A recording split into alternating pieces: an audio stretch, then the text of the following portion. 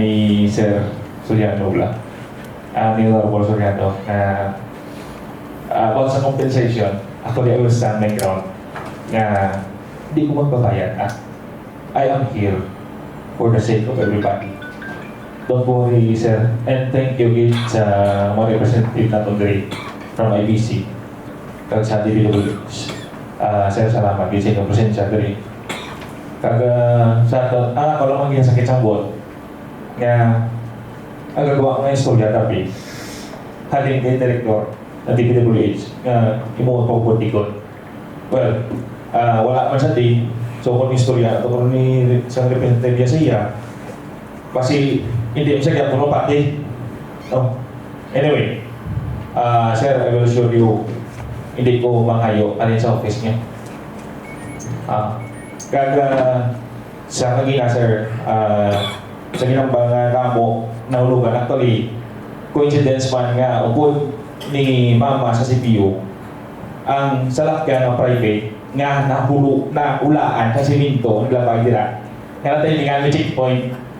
Gali, kinamalayan pa nga ng pulis nga sa paliw, ilang thousand na ko puno sa siminto. Ang bayan ng pulis puno sa siminto, ma'am, sige na lang, pawasingan ko na lang.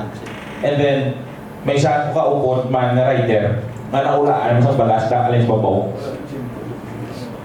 Because nga tamada na sila mag-ano sa timpo nila, naglakad sila. Pasari, mapuli na, mapaway na. So, hindi lang muna, siguro na mo pa. So, ako yung kapasalamat ako sa sining yun na kita si Bong para pasanagan kita tanan. And liwat, I will stand my ground. Wala ko sa kwaong nga compensation. Tako na ni nagpuputang para sa akon nga mapansin man kong mukha ko yung putapan sa safety as tanan. Kontraktor na ma-avoid, ma-eliminar na yung mga mga accidents, knowing that there are hazards involved sa ato yung construction.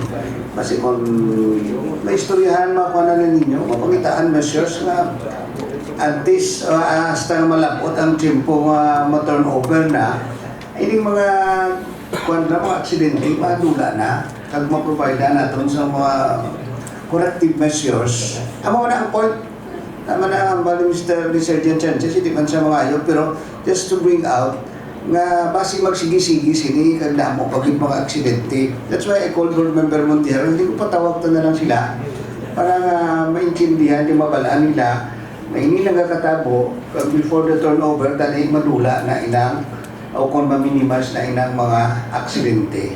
Okay? Thank you. Thank you, Mr. Chair. Ano po?